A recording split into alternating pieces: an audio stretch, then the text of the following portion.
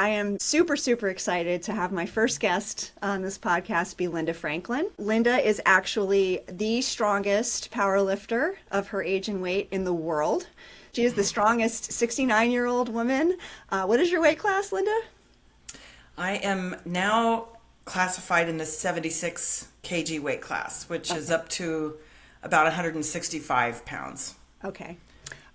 So Linda is super, super strong. She is also a type 1 diabetic. We'll talk about that. That's an enormous challenge that she overcomes on a daily basis, and especially in training and competing. She is a melanoma survivor. She has had multiple injuries that she's come back from, and despite all of that, she has just come away from her best meet, I think, set a bunch of PRs, had an incredible meet. So super excited to have you here. Linda, thank you. Welcome. Thank you for having me. Yeah, of course. What inspired you to get started lifting? Remind me what age you were. I believe it was in your early 60s, but let's talk about how you got into this sport. Right. So I was 61. And CrossFit, I would say, catapulted me into powerlifting because, if anybody knows anything about CrossFit, it can beat you up pretty bad. And I'm very competitive at just about everything I do. So I have to say it beat me up pretty bad and set me back with injuries. Had a bicep tendon reattached and trigger fingers, all of them released, partly due to CrossFit, partly due to diabetes, long-term complication. But that set me back enough to where I couldn't do CrossFit, and I had to reassess, how I wanted to continue to stay active and still be able to lift weights. And so I was on admin for a Facebook group for diabetic athletes, which started off very, very small and grew. I think it's now currently 15,000 members on Facebook. And I saw some of my diabetic friends powerlifting. And at the time I was doing CrossFit. This is before all this stuff happened. And I knew nothing about powerlifting. I always thought it was just, big guys with big guts and lifting heavy weight. I knew nothing about it. And so I saw these women, younger than me obviously, but doing powerlifting, and it intrigued me. And so after the surgeries, I was recovering and I went back to the gym. I thought I would try to squat and do what I could without getting my hands too involved because deadlifts were out of the question at that point. So I started to lift and I was posting videos in the group, and my coach, who was admin, saw, and he called me aside on a private message and said, "Hey, we need to talk. I think you'd be really good at powerlifting." Because I was kind of lost. I didn't know where to go with the weightlifting thing and squatting and all that. I just kind of hit a dead end, just kind of making it up as I go. And I needed some guidance, and he was the one. So 61 years old, I decided to take it up. Mm-hmm. Yeah. So how did you get into CrossFit in the first place? I'm very active. I grew up with a bunch of boys, and, we raced down the street running and all this stuff, climb trees, a pure tomboy. And so in my early to mid 20s, I started bodybuilding at a Gold's Gym in Sacramento, and that's when I was diagnosed with diabetes. I wasn't able to put on any weight. I was very muscular, but I was just losing weight daily. So I got diagnosed, and from there I kind of went snow skiing. I've done all that stuff and did the Jane Fonda thing and ran, walked, just anything to keep my blood sugar in check. And then as I got in my 50s, as my children got older, my brother was a big CrossFitter and went to the games 4 times. Oh, wow. In the top 10 as a master in his 50s. And he inspired me. He encouraged me he goes, "You really should try it." So I did. And that's how I got started in CrossFit. I did do soccer right before that, but then I broke my ankle playing soccer. It's always something. Something's always, makes you stop and go, I need to reassess what I'm doing here. Do I want to stick with it or, take another path? So. But it sounds like I know a lot of us in the strength sports many people did come from the CrossFit world. I'm not one of those people, but I know that's very common. Mm-hmm. So clearly you got hooked on the weightlifting aspect of CrossFit. Some people are more into the cardio stuff, or, they continue to do a functional sport. Did you have any thoughts about going into Olympic lifting? Well, No, I tried really hard to put a bar over my head, and I don't have the mobility. My upper back is just, I'm not cut out for it. I don't have the shoulder mobility. And so we tried and tried and tried. I tried so many different techniques to try to do, the snatch stance and all that. And it just, give me a wad with deadlifts and burpees and all that. Yeah. I'll kill it. But when it came to cleaning and all that, there's so much technique involved. My brother was fantastic at it. He placed nationwide in weightlifting too after CrossFit. So it's just not me. And so I did like the weightlifting part of it. I'm a wannabe Olympic lifter. I love powerlifting, but of course, this part of me is like, if I could do it, I would love. It's so beautiful to watch. It's such an incredible It is beautiful. Sport. I'm the same as you. I mean, I wouldn't even try. My shoulders and my ankles, we have a part of our gym. There's weightlifters in one section, and sometimes I catch myself just ogling over at them like, wow, it's just blows my mind. The heavy just doing the movements that they do. So, but I'm not cut out for it. So did lifting weight just come naturally? Do you feel natural to you even in CrossFit? And then as you moved into powerlifting, did you struggle with it in any ways? Or was it just like, hey, this feels like home? How did that feel to you? I feel like for the most part it comes natural, especially deadlifting. But the other stuff, I've had to do a lot of corrections, which is fine. Remind us all what are your top lifts right now for the three for SBD? Okay, so squat, I just PR'd at my last meet of 132.5 kilos, 292 pounds. Bench on the platform is 170 pounds, which is 77.5 kilos. And then for deadlift, 170 kilos, 374 pounds. That's with a deadlift bar, not a stiff bar. So, and there is a difference. The meet you just did was Powerlifting America, right? So that was a stiff bar? Correct. The stiff bar PR was this last meet, which was 369 pounds. I stuck with my goal this last meet to hit a specific total number, and I exceeded it, but because the squat put me over the edge, and I thought, okay, I don't want to blow this total on a deadlift that I may not be able to make. So I just stuck with the plan, and it worked. Did you know as you got into powerlifting initially that you wanted to compete? Was that sort of in your head at the very beginning, or was it more at that point just sort of a lifestyle, hobby kind of thing for you?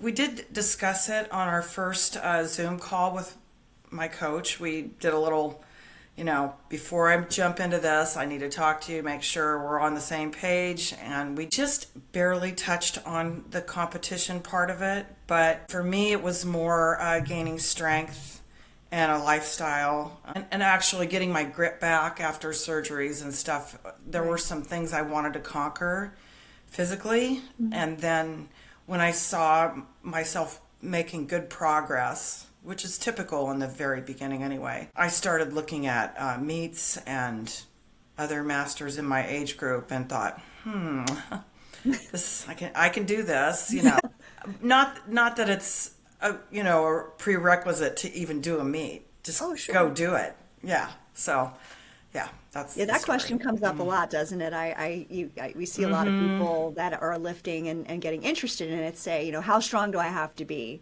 to compete? And of course the answer to that is you just have to be able to lift the bar with the collars. So, and I know I would encourage people to just jump in. It sounds like you would as well. So. Oh, for sure. Yeah. Yeah. I mean, honestly, this community's so supportive. You're seeing people up there on the platform, lifting one plate or barely that, and the crowd's just going bonkers, I mean, that's part of why I love this so much too. I think you and I very much vibe on that. That's one of my favorite things, if not my favorite thing about the sport, is just how supportive. And I feel like that's partly our age group and our demographic. I think that generally speaking, people are very supportive, and I find that even young folks get really enthusiastic and excited and supportive when we're on the platform. I think that there's something inspiring about seeing older people doing this. I find everyone's just incredibly, we all want each other to succeed. Right. Right. Yeah, I've never experienced negativity at all, ever. So. So let's talk about your coach. It's Rodney Miller? Am I getting that right? Yes. Yeah. So you just said, I think you said you met him, that he's still your coach. That's the fellow that you met Yes. in that group. From day one. Rodney is also type 1 diabetic. So this is an incredible partnership that the two of you have. So let's talk a little bit about that after he approached you. You know, did you already know him sort of through the Facebook group at that point, or was it more just sort of, I'm not sure who this guy is, but... Actually, I knew him. Yeah, we had a lot of chats on the side of admin. Because we just seemed to click, you know, as having conversations and stuff. So, yeah, he was diagnosed at the age of 4. Whereas I was diagnosed at the age of 26. So we have different experiences with chronic illness, and he's very statistical, mathematically minded, whereas I'm not. And being diabetic, it helps to have that mindset I don't have, so I lean on him for that when it comes time to compete or, you know, just training. Does he do nutrition coaching for you also? Or do you No, we've discussed stuff, but you know, no, I have never had any nutrition coaching. We're just mainly lifting and finding ways to navigate around certain things in life. I'm assuming he's not local to you, or is he? Is he also? No, actually, no. I've done 14 meets now, and he's only been to 3, I think 3, maybe 4. He lives in Arkansas, and we do everything over like we're doing now, or I'll send him videos on YouTube privately, and we do the Google Sheets for training. He'll attach YouTube videos if I'm trying something new, and then we just connect, you know, through Messenger and stuff on questions and stuff that I have.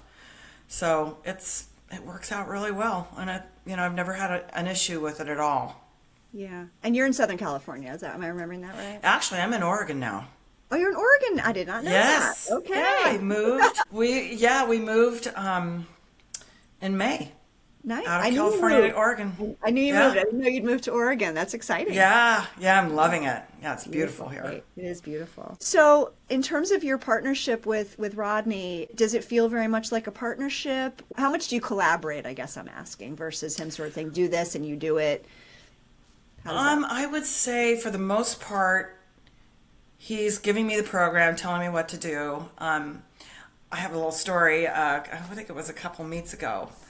I sent him what I wanted to hit at the meet, and he just kind of went, "We need to talk." I was way off base, you know, and so we talked, and he had to reel me in because sometimes I push myself a little too hard, and he's always stressing to me, "Linda, you're in this for longevity. You want to do the next meet. There's always going to be another meet. You're working on the total. Remember that." So I'll communicate with him if a specific exercise is bothering me or whatever. But after all these years, I've gained a lot more knowledge just through him. And of course, sounds silly, but Instagram and through all the women that I know. And I feel confident, but not going into a new block of programming without his help. I couldn't do it because he's got his program worked out, and I really do rely on that. Now, I'm remembering correctly, he is a strongman athlete, is that right? He started out powerlifting, and he's currently doing strongman. He's overcoming some injuries, and the injuries are due to going too fast, too hard, and it's affected his nervous system. So this is why he stresses to me so much about longevity. You want to be in this for the long haul. Don't try to get crazy. You shouldn't be doing more than 2 meets a year, blah, blah, blah. Well, it sounds like you're listening to him. I am now. I signed up for, I think I had almost 4 meets in 1 year, and he's like, "What are you doing?" He's like, You're going to be cutting your life short in powerlifting. That's what you're doing. So, So he did wake me up to that. You know, I just got so gung-ho. I was like, as soon as I got off one meet, I wanted to go find another one and get into it right away. And that's not uncommon for people to do. I mean, it's because the minute get out of your first meet, you're like, okay, I'm ready for the next one. When are we going to go? So we're powerlifters. We're always thinking about those numbers, right? We want to keep moving those numbers higher. I mean, I went through that myself when I started out. You know, I was competing 4 times a year, and what I found, and of course I'm not diabetic, and that's a whole other issue that we'll talk about, because that affects, you know, obviously your ability to put on weight, your everything, nutrition being so important. But I couldn't put on any muscle. I couldn't get stronger because you never. If you're constantly peaking, if you're competing 4 times a year, basically you're doing a peak, you're competing. You're doing a peak, you're competing. There's no time for hypertrophy. There's no time to actually build, and I basically went nowhere for 3 years until I started. Oh gosh. I'm competing maximum twice a year, maybe once, maybe twice, it depends. And all the rest of the time I'm off season. And I'm getting older, and now I'm putting on muscle, now I'm getting stronger. It sounds like you found the same thing. I mean, I've watched you gone like this. Mm-hmm. Right? Yeah, I've also gained weight. I got up a weight class too. Which is another.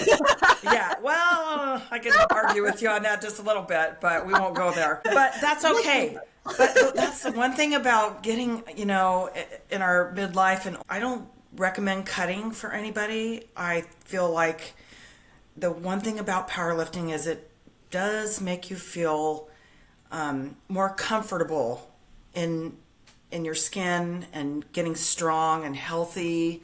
It's a mindset. And I kept every meet when I was in the 67.5 kilo class. I wouldn't have to cut very much, but enough to where, you know, I just thought, I don't need to be doing this anymore. I'm just going to be comfortable where I'm at. And, you know, my clothes do fit a little bit different, but not in a bad way. You know, my shirts are a lot tighter than they used to be, but I just feel more comfortable. I don't have to worry about when I go to a meet. I can just eat normal, go get weighed in. The stress is gone with that.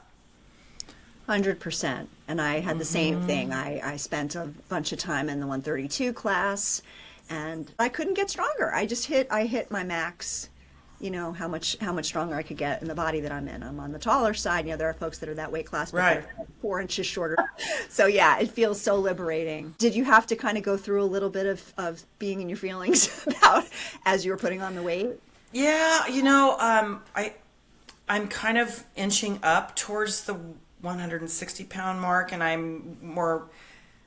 it's harder for me to get to the 155. So actually, I'll be honest with you right now, I'm currently struggling a little bit with, I know I have room in the weight class, a ton of room to get all the way up to 166 or whatever, but I'm not personally comfortable with that. And it's for several reasons. I feel better at the lighter weight, and my clothes fit better, and on top of that, my diabetes becomes harder to control. I feel like I look better and feel healthier at the lighter side of this weight class. So yeah, I mean, I guess I do, maybe in some ways. I don't know if it's just the way I was raised or just being a woman. It's hard being a woman in this sport. Yeah. I mean, you know, the men are just like, yeah, let's put on more mass moves mass. Let's put on more weight, you know? Yeah. Well, but you know, the other thing I've noticed about it too is that I feel like I walk more upright. I'm stronger. I have much better posture. And I just feel like everything I'm doing, I carry myself better doing daily things. I just feel a lot stronger. I mean, and so be it. I'm happy with where I'm at. You objectively are stronger. We know this. It did help. So last question about your relationship with Roddy, and then it's a great segue just into a little bit about the diabetes. How has that connection that the two of you have mattered in your relationship? How important has that been, or is that, you know, in terms of having a coach that shares that experience and has the knowledge about that? It's huge. I can't really even tell you how huge it is. My very first meet, we all know adrenaline, you know, before the meet gets crazy, you know, the nerves and your heart starts racing and maybe even shaking a little bit. It's really can rattle you. My very first meet, I walked in, my blood sugar was shooting up over 300. He was not available that day, and so I messaged him, and immediately he said, take a shot. So in order to get my blood sugar down, adrenaline it just kills insulin. Makes insulin like water. It's basically very, very hard to control. And I have had maybe out of all the meets I've done, probably 2 meets where I've been under 200 blood sugar. The rest of the meets have all been over, and I'm not bouncing around. I'm real stable at a higher blood sugar. And it's only because I'm taking triple the amount of insulin that I would normally take. Wow. It's a lot. And this has taken me time to learn, and every meet's a new experience. And I thought, I'm going to walk into this 14th meet and just like, old hat, I'm not going to be nervous. And didn't work. Right away, as soon as I got in there, I started shooting up, and my blood sugar. And then I literally started shooting up. It's intramuscular injections, so it gets into your system really fast. Yeah. And so I had to do that several times this last meet.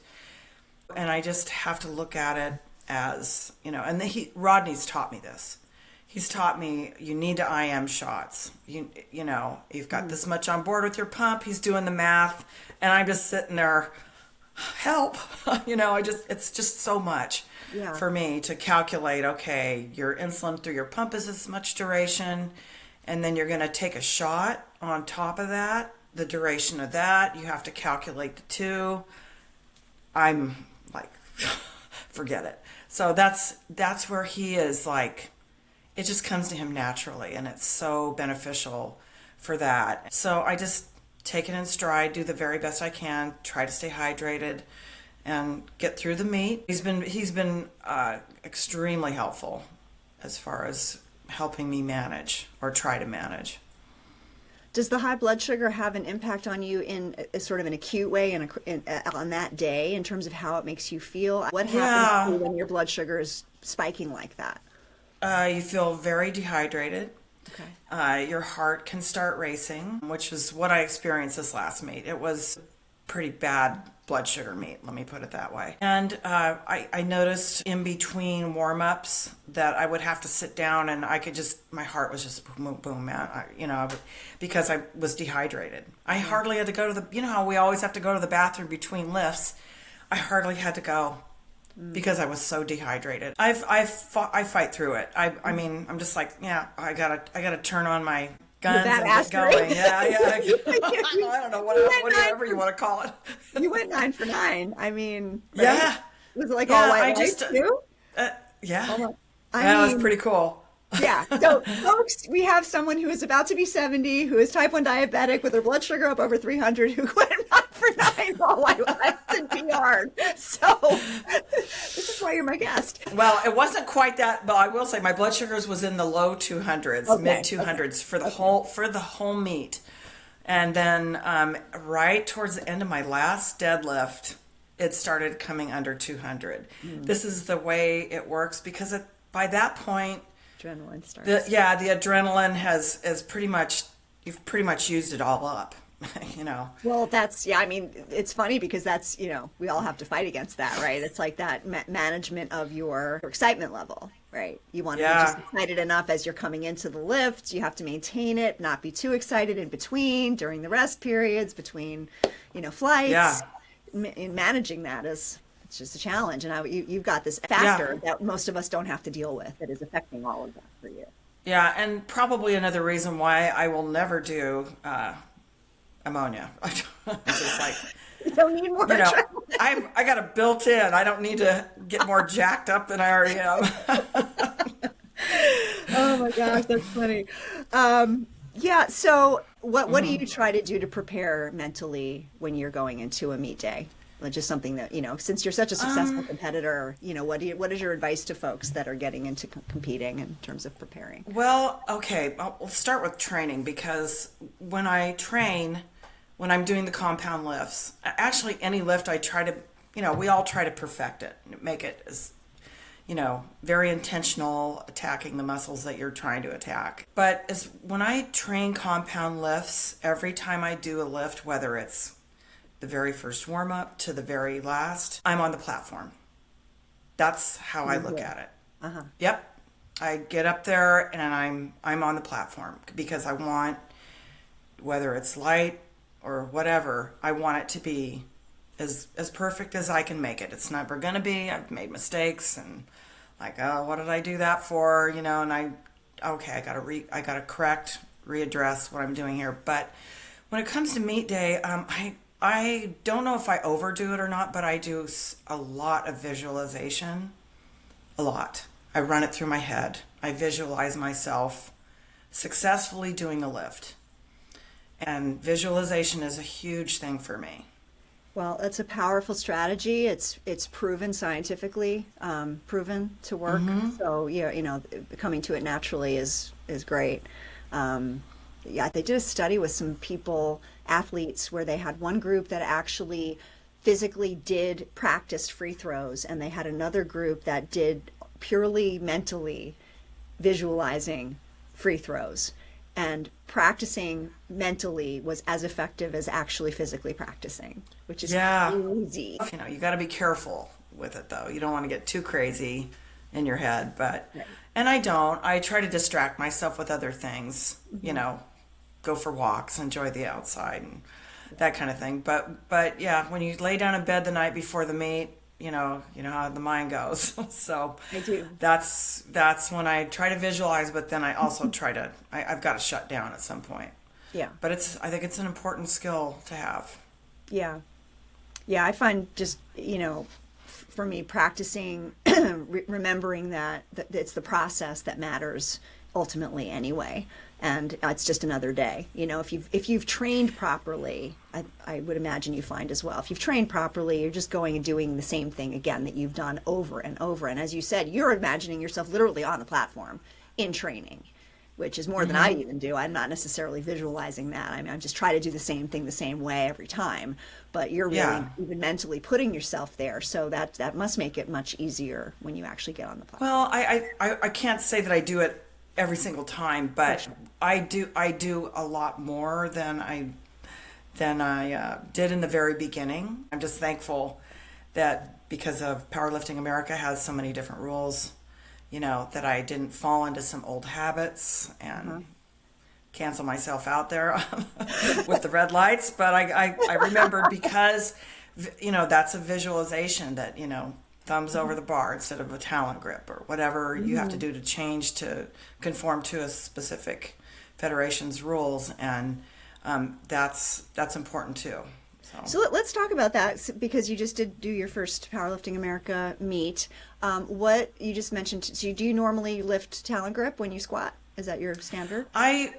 So after my knee injury and surgery and recovery, I did switch to the talon grip. And you know how I found out about it? Your coach. I was going to say Joe Sullivan, perhaps? Yes. Yeah. And I was like, I got to try that, because I knew that the federation that I was in would allow it. And it was really awkward at first, but after about, I don't know, several times of trying it, just like, wow. I felt so much more tension in my upper back, more upright. Yeah, talon grip was great, but then I knew I had to modify that going into Powerlifting America because they don't allow it. You can go thumbs over or thumbs under. Okay. And I knew that thumbs over would mimic the talon grip more. So that's what I did. It hurt my wrist there at first.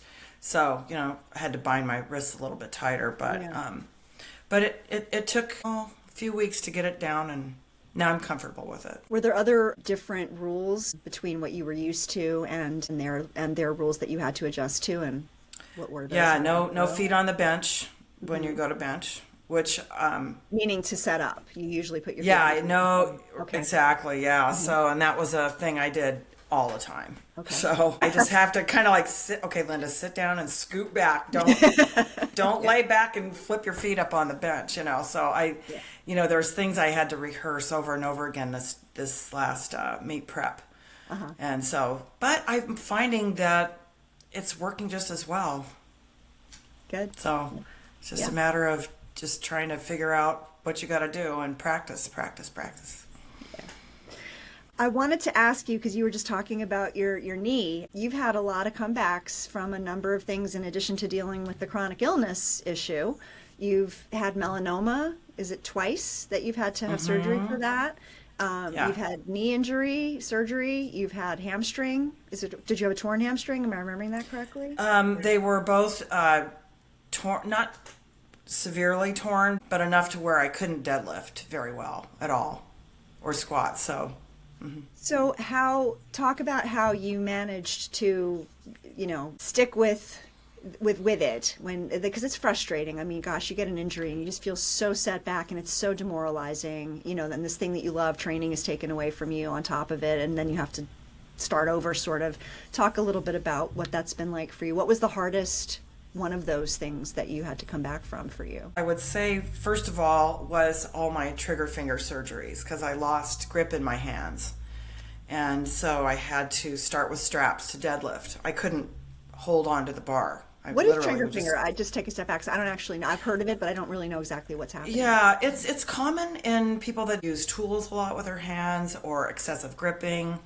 It is common in women, middle-aged women with diabetes. So trigger finger, you have two tendons that go up and down here, and there are these little, like, imagine a fishing pole with a little, I don't even know anything about fishing, but the lines go through. It's a guide that guides the tendons up and down. They slip up and down as you bend your fingers. Right. Well, when those get thick and your tendons thicken, they don't slide as well, so they get stuck. Your fingers literally are stuck. Well, they can be, and then you have to release them. So that's why they call it trigger finger release. And I had all of my fingers done. And so that was pretty crazy. I started off deadlifting. We started with straps. This was when I very first began powerlifting. And so it took me a bit. And then finally, I think still my fingertips are not very strong, but the palms of my hands are. So I just, I can't really pick up plates very well. I see people grip, do grip stuff. I'm like, I can't do that. So I just, you have to adapt. And so that's what I did. And so that was a rough one. The knee was a bummer. The melanoma was not so, obviously nobody wants that, but scary. It is scary, but as far as lifting and stuff, they were both on my arms, and it did set me back a little bit on bench, but not enough to where it wasn't a huge deal. We always modified my exercises around injuries so I could continue to train. The knee was a bummer because it took me out of nationals. Yeah. So I had to back out of that, and then had that fixed and was gradually coming back. That was rough. A lot of banded work, and then that's when I switched to talon grip and low bar because that's going to put less stress on the knee. I think the knee surgery was the worst coming back. It took the longest, and then arthritis got worse too. So that was a bummer. And then after that I had a calf tear, which took me out of the next nationals. So I went for 2 years backing out of meets. I did do a push-pull, because I told my coach, hey man, I got to do something. What can I do? Yeah. And so we figured, okay, I can bench and I can deadlift. Absolutely. So that's what I did. And it was fun. Yeah. Was it? Did you? Yeah.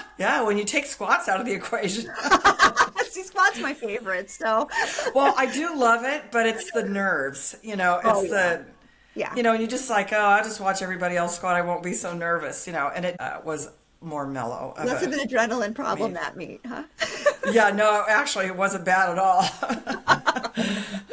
Yeah, based on your experiences, what advice would you give people that have injuries and are dealing with them? People get really kind of desolate. It's hard. Yeah, it is hard. And I think, first of all, you got to have a good coach, I think. And I think even if you didn't, you need to get some good advice from a physical therapist or somebody to help you work around the injuries to keep some form of strength. You don't want to lose it. So, obviously it's going to happen. You're going to lose a little bit of strength in those areas that you're injured, but for longevity's sake, you want to adapt around those injuries and do what you can, not to just stay stronger, but to keep your head away from thinking about that and getting all depressed about it. When you get out into the gym and you lift a weight or whatever you can do, you're going to walk away going, okay, I did that today. I worked on it, and every time you go out there, it takes your mind away from the negativity of these things happening to you. And there's going to be times when you just have to sit there and go, crap, this really sucks. But just it's really important to go out there and do something to keep your head from getting into that negative space for too long. Yeah. And have you found that having come back from other injuries, that has helped you to know that you can do it again, or to change your mindset at all? Or has it affected your sort of adaptability or your recovery capabilities mentally? Yeah. Yeah, I think it's helped, unfortunately, and it's just part of human nature. I was walking around, I think it was about a month before this last meet, and my knee just felt funky, weird, or I don't even know what it was. I can't remember. But, you get those little twinges and you think, oh no, here we go again. Something's going to happen. And you get, super overprotective of yourself. And I got to make sure that nothing's going to go wrong. I'm this close to the meet. So the anxiety, you get this wave of anxiety, like, oh God, please don't let this happen. So I just feel like there's times when I'm like, God, I just need bubble wrap, put it around me. I'm going to get through this. But yeah, I think injury after injury, unfortunately it does happen, and it is survivable. And so you just, you got to remember those times when like, hey, I can get through this. I've got someone to help me get through it. Hopefully that you do. And there's ways to work around it. And it's not permanent. It's temporary. Yeah. So I think, I totally hear you about the injury thing too. It's like when you've had it enough, it's like you feel the slightest little thing, you're like, oh, it's so scary, It is, yeah. And as we get older too, I don't know about you, I wake up in the morning and there's always something, right? There's always something that hurts.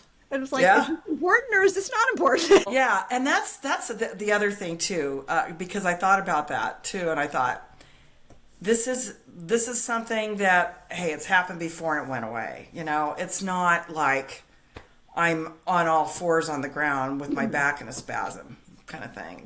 This is different. It's going to go away. Yep. But, you get that little wave of anxiety and then it's gone. You forget about it. Yeah. I think having injuries, there's pros and cons because you get hypersensitive to what might be about to happen, but also you learn how to adapt and that you can get through it and it doesn't feel like as much of a catastrophe either, Right. So you are going to nationals, Powerlifting America Nationals in May. That's the plan. Am I remembering correctly?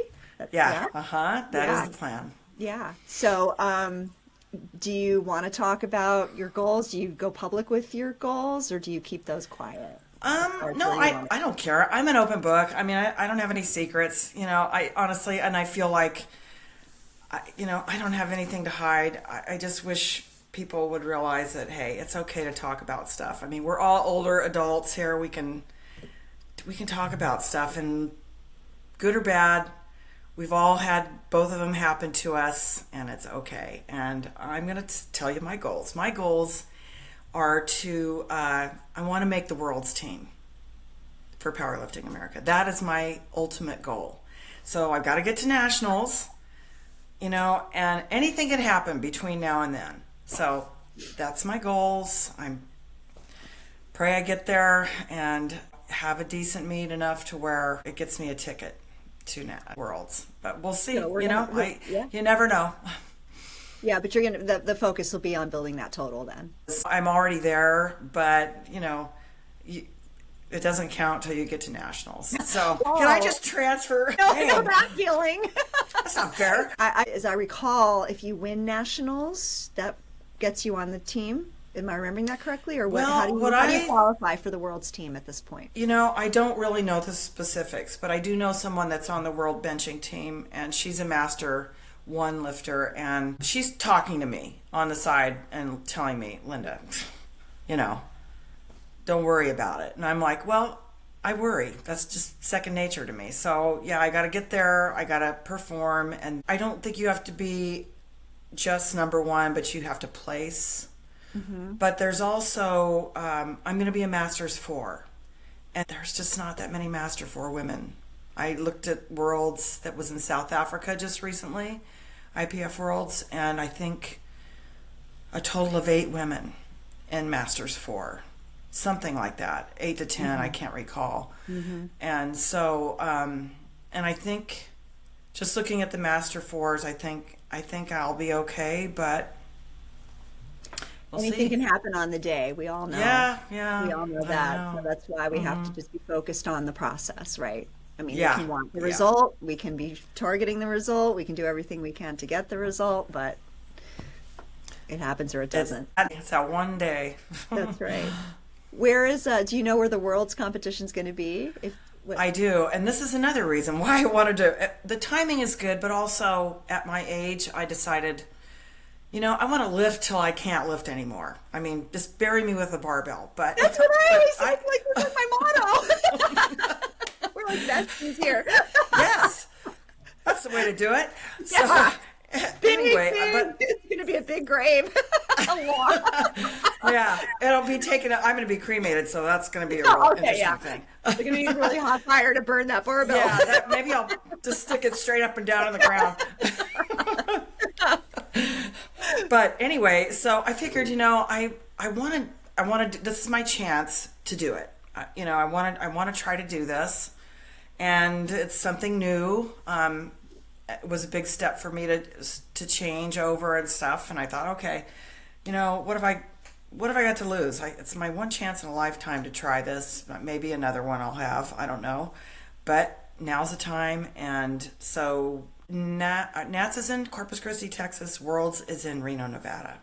Oh. Yeah. I'm not really keen on flying right now. So, and I'd be next year. So I know Reno. I used to live in Northern California, so it's not too far, and I have relatives that are somewhat close. Gotcha. So yeah, it would make more sense than flying to South Africa. No thanks. So I'm like, if I had the chance to go to Worlds, like I got to go to Australia a few years ago for IPL Worlds, and I remember that. I love traveling, and I love having the excuse. In fact, I was just talking to a guy at the gym, and I trained this morning. He's a strongman competitor, and the U.S. Strongman Federation's Worlds is in Glasgow, Scotland, coming up, and so he decided that would be because he really wants to go to Scotland. I was like, yeah. That would be great. So. Oh yeah. There's certain places I would travel to. I'm obviously wishing you the best of success, and I can't wait to watch your training through to nationals. It's so fun to watch the training videos. I appreciate that. So let's just talk as we're wrapping up here a little bit about being almost 70. Not that anyone would ever think that to look at you, but what does it mean to you to be someone who is doing this sport, this activity at this age? Wow, that's a deep question here.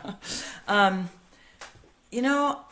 me, there's so many components of this powerlifting world that I knew nothing about until my coach brought me into it, that I'm so appreciative now of the community and meeting other women close to my age or older. I just feel like I'm in a world of people that want to be stronger, not hung up on body type or whatever. You just are what you are, and you go do heavy lifting and just have a good time. And also being around younger people, I feel like is super cool, because they'll come up to me and just say, God, it's so cool to see you lifting at 69, and I feel like you and me and all the other women out there in our master's age,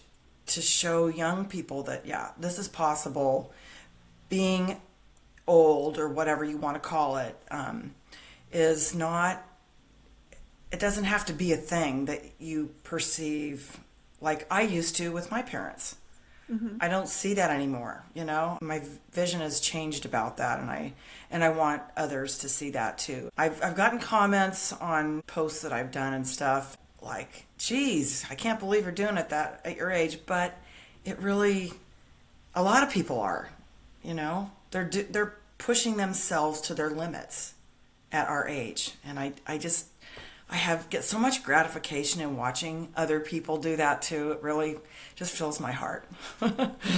What lessons do you think other people can learn from your journey? And it's funny, we've been lifting almost the same amount of time, like eight years competing, right? I started competing 8 years ago also. But what if you wanted to sort of pass things along? Let's imagine that you're talking to a woman, your age or the age you were when you started, anywhere in this range, who is watching you and like, wow, I want to do that. I want to try that. What advice would you give somebody in that situation? Well, I think first off would be, hell yeah, do it. But secondly, I think coaching at our age or any age, honestly, is important to find someone with a good background and knowledge of the compound lifts and how to get stronger, just strength-wise, to get a good coach. And don't be afraid to fail. Don't be afraid, because the fact that you're doing it at all is the success. Just go out there and try your hardest. We've all failed at something, we know. It's not going to be perfect, but every time you go there, you're a success by walking through those doors and picking up the iron. So just go give it a try and I think finding a good coach is huge, because I don't know what I'd do without a coach. I'd be lost. And the guidance is great, and you don't want to get hurt. So it's important. I could not agree more. I think that having a great coach makes all the difference. It really does. Yeah. And listening to the coach if you hire one. Right. I've had some women, older women, our age group, a little younger, who've started lifting recently. They are working with people that I know who are very qualified coaches and trainers. And I've had at least one come up to me in the gym and say, don't tell so-and-so, the trainer, that you saw me here, because I'm not supposed to be training away from the training that I do with him. And she was doing extra, right? Oh. I've had multiple women tell me, because they're very gung-ho. And I think as you're a newbie, I don't know if you found this, but you don't realize what actually makes you stronger. And it isn't the lifting, it's the recovery. Yeah. That's right. You're not going to get stronger. So I said, okay, I'm not going to tell on you because I'm not a narc, but don't do that. Yeah. Don't do that. Do what he says. He's good. He knows what he's doing. Do what he tells you to do. So, yeah. That's a rough one. In the beginning, that's the thing what I was talking about. Everybody makes mistakes, but just don't do something that's going to set you back. I mean, it's okay to make mistakes, but communication with your coach is key, and listening. And if you don't have a good feeling about it, then maybe find somebody else. But if you got somebody good and it's working, don't let it go. Yeah, but I think you said it best, and I completely agree. I think just the fact that we showed up, sometimes as masters lifters, maybe we're the only one on the podium, right? You were talking about when you go to Worlds, there are, let me say, 6 or 7 or 8 women in the Master Sport category that were at IPF Worlds this past year. And so some people, I think, feel they don't deserve what they won. They don't deserve the medal, or somehow they're less than because they didn't have someone that they were competing against. And my feeling is, you're there. You won by being there. You know what I mean? Yeah. And right. You did the work and you showed up. So if you were the only one that did the work and showed up, you still won. I mean, you deserve everything. Yeah. Well, absolutely. And frankly, out of all the meets I've done, only 3 meets I've had someone in my age group. And at the last, I want to say handful of meets, I was the oldest there. Mm-hmm. I was at nationals last year. Yeah. I was at regionals this year. I'm the oldest one there, but I don't care. I'm there to have a good time and to lift heavy shit and just go for it. Yeah. So show those youngins what we can do, right? That's right. And thanks to the beauty of open powerlifting, we know regardless of whether there was anyone there competing against you, you're still better than they were, so it doesn't matter. Well, I'm just trying to be my best. You are, and you're so inspiring to watch. I love watching you. You really, when I say like you're my spirit animal, like you really are just incredibly inspiring. Oh, thank you. Grateful to have you as a friend and to have you as someone I can watch. So just a few last little fun questions, and then we'll wrap it up. I think I know the answer to this one, but what is your favorite lift? Deadlift. Why? What do you love about deadlifts? It's just, it sounds so basic and so simple, but just picking heavy shit up off the ground all the way, and I don't know, that is the one lift that I feel like after I had some good coaching with it just comes really natural to me. Mm-hmm. And obviously when you feel like you're better at one thing than the other, you're going to like it better. But yeah, I just love deadlift. It's so great. And I love watching people deadlift. Yeah, it's definitely a fun one. Of course, we always do our accessories, of course. Do you have a favorite accessory, and do you have an accessory that you dread? We'll start with the bad and with the good, I guess. I don't like doing abdominal work. And it shows. Although I just recently got on the GHD and did some plated lifts with the GHD sit-ups, which I really do like them, but I got to get into my head with that for sure. My favorite accessory, I like seated rows. I guess it all kind of goes together. Just give me something to pull. I'll take it off the ground for you. And let's remind ourselves that I'm sure you have incredible abs. We don't see abs. Abs is in the kitchen. It's not what you're doing in the gym. So we all have, I'm sure you have beautiful abs if you want to start they're there somewhere underneath. I don't want to show mine either because I like food way too much. You said you did bodybuilding. I couldn't do it. I just like food way too much. Yeah. It's, me too. Yeah, no thanks. What hype song or artist is the most likely to get you a PR? What do you have playing in your ears if you're at the gym? I like a lot of Linkin Park. One of my favorites is Hit the Floor. A lot of people haven't heard of that, but I never really used to like super heavy stuff. But what is it with powerlifting and just heavy metal, whatever? Yeah. It just amps me up. Like I do like Tool a lot too. That's one of my favorites. It's got to be strong and heavy and good heavy beat. I like drums a lot, so. I think I'm going to build over the time through this podcast, I'm going to build a playlist, right? So I'll take cool. song and I'll make the playlist for everybody. Yeah, I love that. So just wrapping it up, where can people find you on social media or elsewhere to follow you, follow your journey, be inspired by you the way that I am? Well, thank you. The only place I really am anymore is Instagram, and that's linda.gets.strong. I just kind of took a vacation from Facebook and really haven't gone back. I'm there, but I don't really post much anymore. Just too much going on, and I stick with Instagram. It's easier for me. I do have a YouTube by the same name. Okay, linda.gets.strong. Yep. Mm-hmm. Yeah. We'll link to those in show notes. And okay, cool.